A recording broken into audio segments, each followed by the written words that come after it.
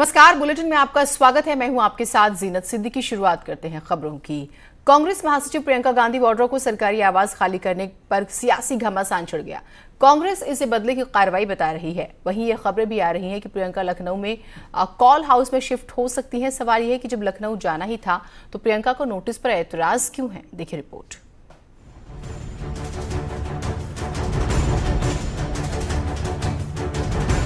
कांग्रेस महासचिव प्रियंका गांधी वाड्रा को उनका सरकारी बंगला हाउस नंबर 35 लोधी स्टेट को खाली करना होगा। आवास और शहरी मामलों के मंत्रालय की तरफ से जारी एक नोटिस में प्रियंका गांधी को अगस्त से पहले बंगला खाली करने के लिए कहा गया है।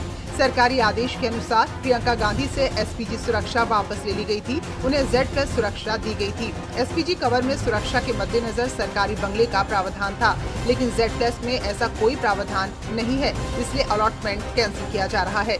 प्रियंका गांधी से कहा गया है कि अगर वो 1 अगस्त तक इसे खाली नहीं करती हैं, तो उन्हें जुर्माना देना होगा। आपको बता दें कि प्रियंका गांधी वाड्रा फरवरी 1997 से 35 लोधी एस्टेट में रह रही हैं। 30 जून तक प्रियंका गांधी पर 3,46,677 रुपए बकाया है। प्रियंका से बकाया राशि का भुगतान करने के लिए भी कहा गया है। प्रियंका गांधी को बंगला खाली करने के नोटिस के बाद कांग्रेस ने मोदी सरकार पर हमला बोला है। पार्टी के मुख्य प्रवक्ता रणदीप सुरजेवाला ने कहा, मोदी सरकार की कांग्रेस नेतृत्व से नफरत तथा प्रतिशोध की भावना जग जाहिर है। प्रियंका गांधी जी उत्तर प्रदेश में सक्रिय हैं और भाजपा की सरकार के कारनामों को बार बार उजागर करती हैं। अब तो सरकार इतनी गिर गई कि प्रियंका गांधी जी के मकान को खाली करवाने का नोटिस दे दिया। प्रियंका गांधी इंदिरा गांधी की पोती हैं, राजीव गांधी की बेटी हैं। न प्रियंका गांधी और न कांग्रेस नेतृत्व इस प्रकार के फर्जी नोटिसों से डरने वाला। एक नहीं 100 मकान खाली करवाइए, परंतु इस देश की आवाज बनने से आप हमें रोक नहीं सकते।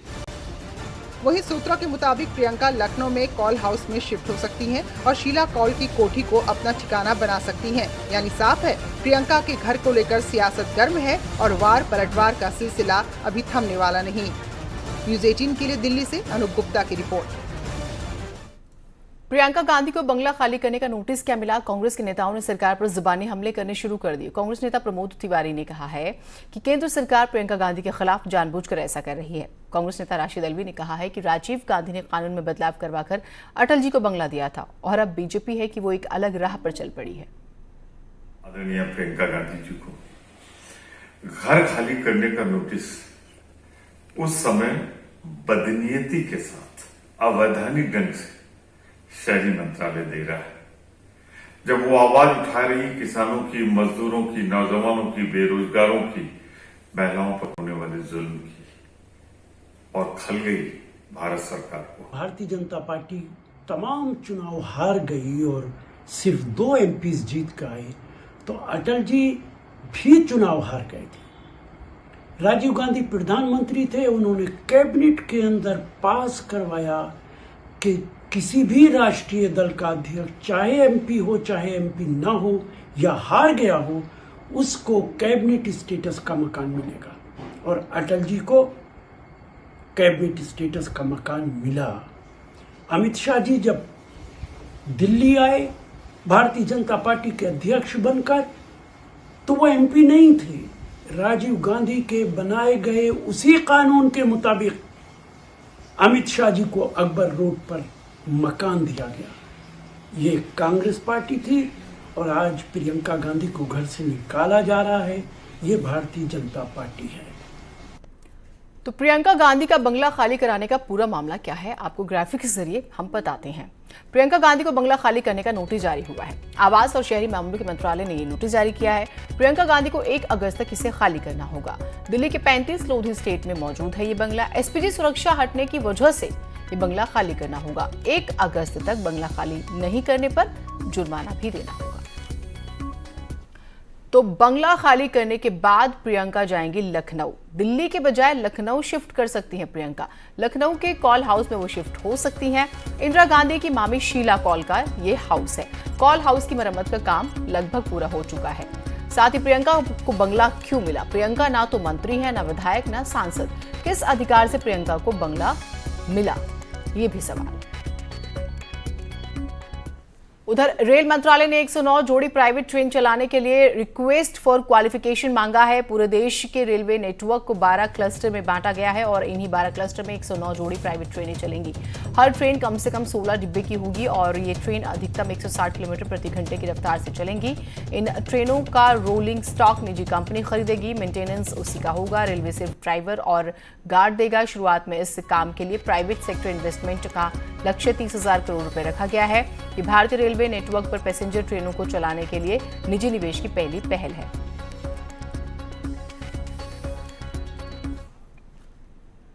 अयोध्या में राम मंदिर निर्माण के लिए पत्थरों को तराशने और सफाई का काम तेजी से जारी है और जल्द ही निर्माण कार्य का श्री गणेश होने वाला है।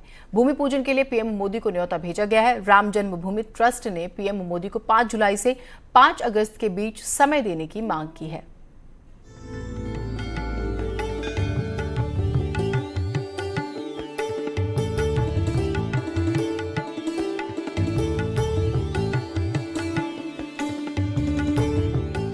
अयोध्या में राम मंदिर निर्माण के लिए भूमि समतलीकरण का काम पूरा कर लिया गया है और अब जल्द ही मंदिर निर्माण के लिए राम जन्मभूमि की कार्यशाला में रखे पत्थरों को राम जन्मभूमि के परिसर तक पहुंचाया जाना है।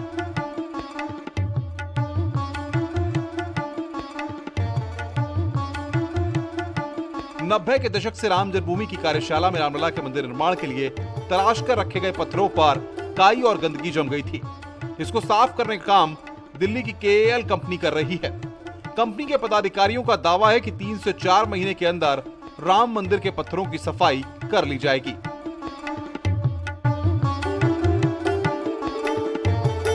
तो कार्विंग भी खराब नहीं होनी चाहिए, कहीं कोई स्टोन खंडित नहीं होना चाहिए और उसके बाद जो रह जाता है उसको हम स्टेन रिमूवर, एल्गी रिमूवर, कहीं पर रस्ट आ रहा है पत्थर में क्योंकि इसके अंदर आयरन कंटेंट भी है पत्थर के अंदर, वो सब निकाल के जितने तरह का। और लोगों ने पेन से भी लिखा हुआ है, किसी ने पेन से लिखा, किसी ने पेंट से लिखा हुआ है, किसी ने चौक से लिखा हुआ है।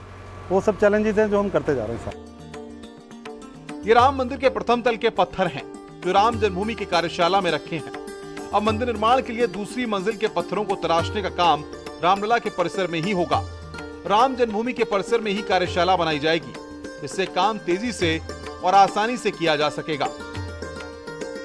एक मंजिल का काम यहाँ रखा हुआ है, पूरा हो गया है। ये पत्थर वही नींव कूदेगी, ये पत्थर वहाँ पहुँचेंगे। दूसरी मंजिल का काम वही जन्मभूमि परिसर में ही होगा। इसी की नक्काशी बक्काशी जो कुछ होगा, मशीनें भी वहीं लगेगी। रामलला के परिसर में रखे पत्थरों को ले जाने के लिए 2 रास्ते तय किए गए हैं। नया घाट से हनुमानगढ़ी होते हुए जन्मभूमि जाने वाले रास्ते में ट्रैफिक के चलते रात के समय इस रास्ते से पत्थर ले जाए जाएंगे। वहीं दिन के वक्त पंचकोशी मार्ग से पत्थरों को ले जाया जाएगा। और एक मंजिल का पत्थर तैयार है। अब इसको ले जाने के उपरांत जो है अब ट्रस्ट को निर्णय लेना कि हम तो समझते हैं कि यथाशीघ्र अगर मंदिर निर्माण करना है तो वहीं जो है कार्यशाला की स्थापना का एक पूर्व में भी वो चला था 1992 में भी।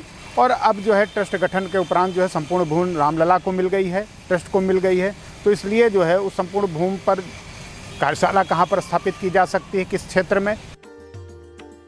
60 से 65% पत्थरों की तराशी का काम पूरा हो चुका है। प्रथम तल के निर्माण के लिए पत्थर तैयार हैं। ऐसे में राम मंदिर निर्माण की दिशा में ठोस योजना के साथ काम तेजी से आगे बढ़ता दिखाई दे रहा है।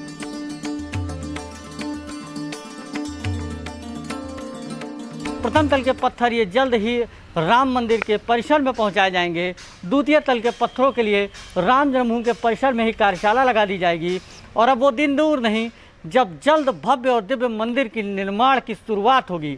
संतों की मांग है कि पीएम आके इसका शिलान्यास करें। देखना होगा कब तक ये शुभ घड़ी आती है, लेकिन मंदिर निर्माण की जो तैयारियां हैं वो युद्ध स्तर पर चल रही हैं। अयोध्या से न्यूज़ 18 के लिए निमिष गोस्वामी। और ग्रेटर नोएडा में बनने जा रही है टॉय सिटी। इसे चीनी खिलौनों को टक्कर देने के लिए यूपी सरकार की बड़ी मुहिम के रूप में देखा जा रहा है। खास बात यह कि ये टॉय सिटी जेवर इंटरनेशनल एयरपोर्ट से सिर्फ 5 किलोमीटर की दूरी पर होगी। भारत चीन सीमा पर भारतीय सैनिकों की शहादत के बाद पूरे देश में चीन के विरोध में उबाल है। चीन के सामान का विरोध हो रहा है।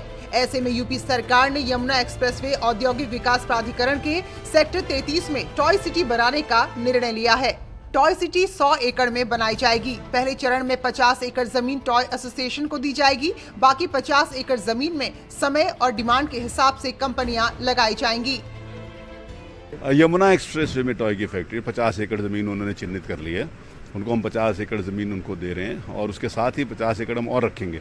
उनकी टॉय फैक्ट्रीज़ के जो एसोसिएशंस हैं उनको हम 50 एकड़ अलॉट करेंगे। साथ में और भी 50 एकड़ रखेंगे, उसको भी टॉय फैक्ट्री के लिए आरक्षित रखेंगे ताकि दूसरे लोग भी उस एसोसिएशन के बाहर भी अगर कोई दूसरे लोग हैं जो टॉय फैक्ट्री लगाना चाहते हैं तो उनका भी वहाँ पर हम स्वागत करेंगे।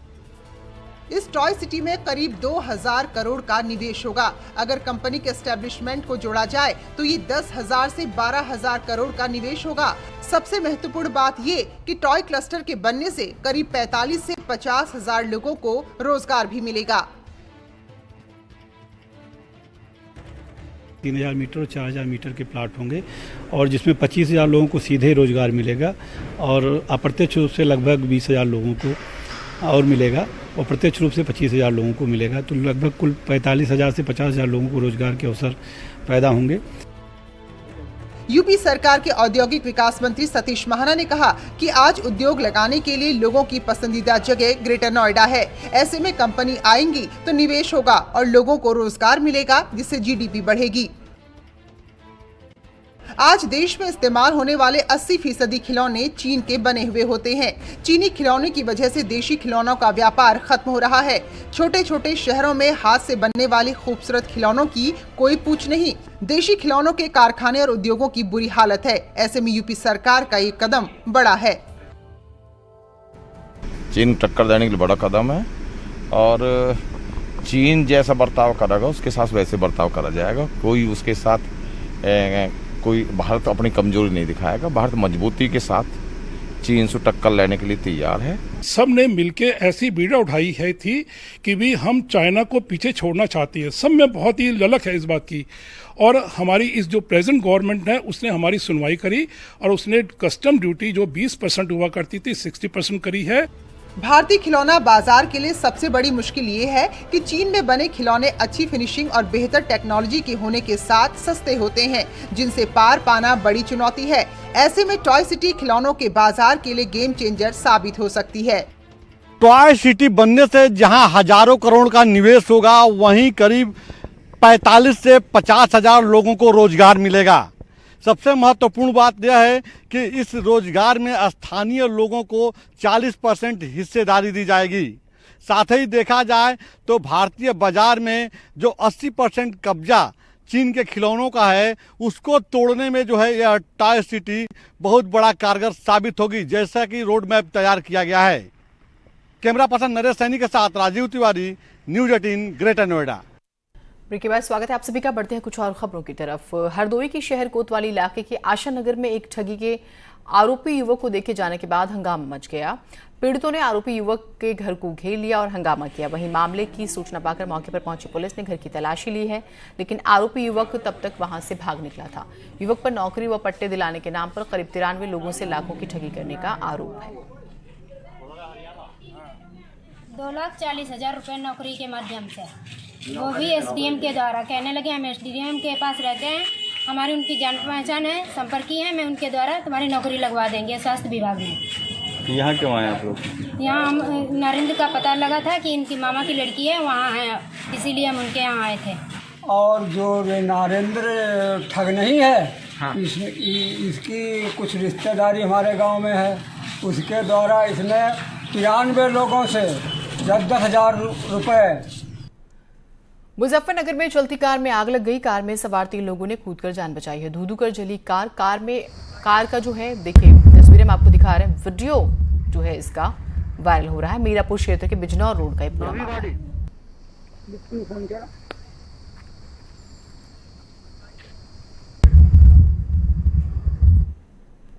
प्रयागराज में दिन दहाड़े कुछ लोगों ने एक लड़के पर लाठी डंडों से हमला कर दिया। मामला बहरिया थाना इलाके का है, जहां किसी बात को लेकर विवाद हुआ, फिर लाठी डंडे चल गए। इस दौरान कुछ लोगों ने बीच बचाव करने का प्रयास किया। हमलावरों ने उनकी नहीं सुनी और लड़के को पीटते रहे। शुरुआती जांच में पता चला है कि पुराना विवाद था, जिसको लेकर मारपीट हुई।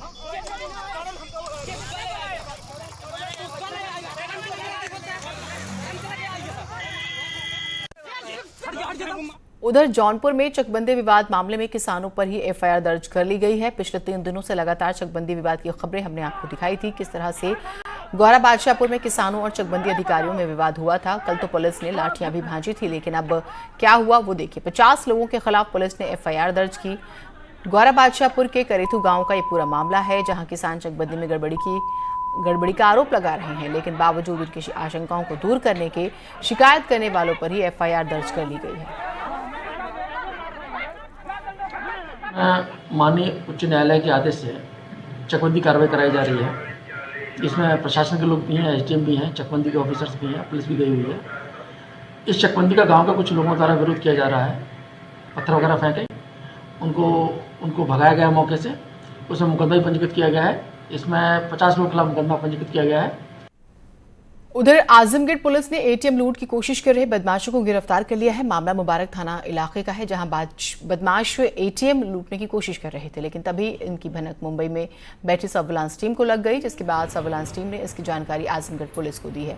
फिर मुबारकपुर थाने की पुलिस मौके पर पहुंची और एक बदमाश को रंगे हाथों गिरफ्तार कर लिया, जबकि उसका एक साथी भाग गया। जिस आरोपी को गिरफ्तार किया गया वो मऊ जिले का रहने वाला था। यूनिवर्सिटी के जस्ट बगल में सेंट्रल बैंक ऑफ इंडिया है, उससे सटी हुई एटीएम का बूथ है, जिसमें एटीएम मशीन को ये रात में तोड़ रहा था। करीब 2 बजे रात की बात है। हमारी पुलिस पेट्रोल कर रही थी, उसमें इंस्पेक्टर भी राउंड पे थे। ये पहले भी जेल जा चुका है। जालौन में एक शख्स ने अपने ही परिवार पर कुल्हाड़ी से हमला कर दिया है, जिसमें एक व्यक्ति की मौत हो गई है, जबकि 3 बच्चियों सहित 5 लोग गंभीर रूप से जख्मी हो गए हैं, जिन्हें इलाज के लिए मेडिकल कॉलेज झांसी रेफर कर दिया गया। मामला जालौन के रेंडर का है, जहां पर सिरफिरे ने पत्नी के मायके से ना लौटने की वजह से अपनी मां, भाई, चाचा और 3 बच्चों पर हमला किया और फिर घर में आग लगा दी। हालांकि चीख पुकार सुनकर आसपास के लोग इकट्ठा हो गए और आरोपी को पकड़कर पुलिस के हवाले कर दिया। परिवार के लोगों को, अपनी माँ को, अपने चाचा को, अपने बेटे को, सभी लोगों पर हमला किया उसने कुल्हाड़ी से, अपनी बेटी पर, जिससे वो लोग घायल हो गए। उसका ये कहना था कि मेरी पत्नी को नहीं बुलाया जा रहा है और मैं परेशान हो गया हूँ। वो थोड़ा शराब पीता है और नशा भी करता है, और कल उसने बहुत ज़्यादा शराब पी थी, जिस नशे में उसने ये सभी घर वालों पे रात में लगभग 2 बजे के आसपास ये हमला कर दिया। मथुरा के कोसी कला में नगर पालिका के बाबू का शव मिला। मामला बलदेवगंज का है, जहां नगर पालिका में लिपिक पद पर तैनात बाबू ने आत्महत्या कर ली। बताया जा रहा है कि मृतक किशन सविता पिछले 2 साल से डिप्रेशन में था और उसने अपनी लाइसेंसी रिवॉल्वर से खुद को गोली मार ली। पुलिस मौके पर पहुंची और जांच शुरू कर दी।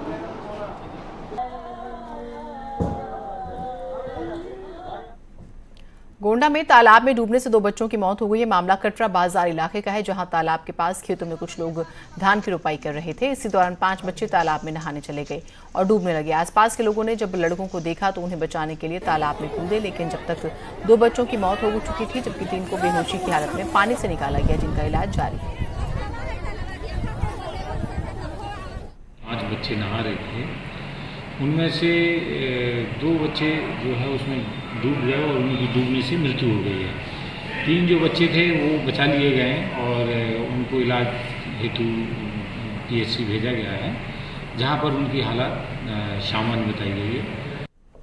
कानपुर में उस वक्त सनसनी फैल गई जब एक बुजुर्ग का शव हाईटेंशन लाइन से लटका मिला। मामला बर्रा इलाके का है। घटना की जानकारी पर पहुंचे मृतक के परिजनों ने गांव के ही लोगों पर बुजुर्ग की हत्या का आरोप लगा दिया। परिजनों की माने तो जमीन की बिक्री को लेकर उनका कुछ लोगों से विवाद हुआ था। इसी वजह से आशंका है कि उन्हीं लोगों ने हत्या करके शव को लटका दिया। फिलहाल मामले की जांच की जा रही है।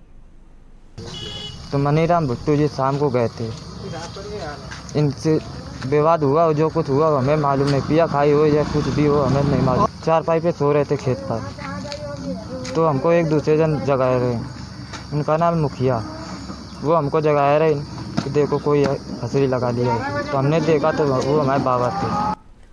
उधर कन्नौज में एक सब्जी वाले ने मजाक में एक ही परिवार के 6 लोगों की जान को खतरे में डाल दिया।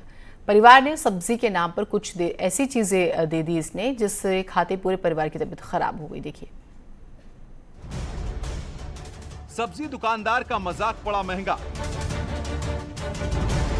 एक परिवार के 6 लोगों की जान पर बना यह आफत। मेथी की जगह दे दिया गांजा। कन्नौज जिले के मियागंज गांव में एक हैरान कर देने वाला मामला सामने आया है, जहां एक सब्जी विक्रेता का मजाक एक परिवार की सेहत पर भारी पड़ गया। घटना 28 जून की है। सदर कोतवाली के मियागंज गांव में मनोज कुमार नाम का शख्स मेथी की सब्जी खरीदने आया था। सब्जी विक्रेता से मनोज ने मेथी पत्ता मांगा, लेकिन दुकानदार ने गांजे की पत्तियां दे दी। जिसके बाद मनोज पॉलिथीन में बंद गांजे की पत्तियां लेकर घर चला आया। घर वाले भी इस बात से अनजान थे कि पॉलिथीन में मेथी की जगह गांजे की पत्तियां हैं। दोपहर के समय घर में आलू मेथी की सब्जी बनी, जिसे खाने के बाद सभी की तबीयत बिगड़ गई। आलू गांजे की सब्जी खाने के बाद परिवार के सभी लोगों को चक्कर आने शुरू हो गए। पीड़ित परिवार ने किसी तरह इसकी जानकारी पड़ोसियों को दी, जिसके बाद सबको इलाज के लिए जिला अस्पताल में भर्ती कराया गया। दुकान पर बैठा था तो नवल किशोर गुप्ता हमको दे गए और पन्नी में सूखी घास टाइप की, तो उसने हमसे कहा कि पापा ने कहा कि मेथी मंगाई सूखी, तो हमने पन्नी उठा के रख ली। पापा ने मंगाई होगी सूखी मेथी है तो घर बनाएगी। आज बहू ने बनाई इसकी पत्नी ने, तो उन्होंने आज लगभग 11 बजे बनाई। उसके बाद हम लोग खेत से आए थे, मक्का कट रही थी तो हम खेत से आए थे। 1 बजे हम लोगों ने खाना खाया और लगभग 20-25 मिनट के बाद हम लोग चक्कर आने लगे सबको। मेरे घर वाले हम 6 लोग परिस्थिति में हैं। मामले को गंभीरता से लेते हुए पुलिस ने सब्जी बेचने वाले को गिरफ्तार कर लिया है और पॉलिथीन में रखी गांजे की पत्तियां और आलू गांजे की सब्जी को बरामद किया है। न्यूज़ 18 के लिए कन्नौज से लोकेश दुबे की रिपोर्ट। और इसी के साथ इस बुलेटिन में इतना ही।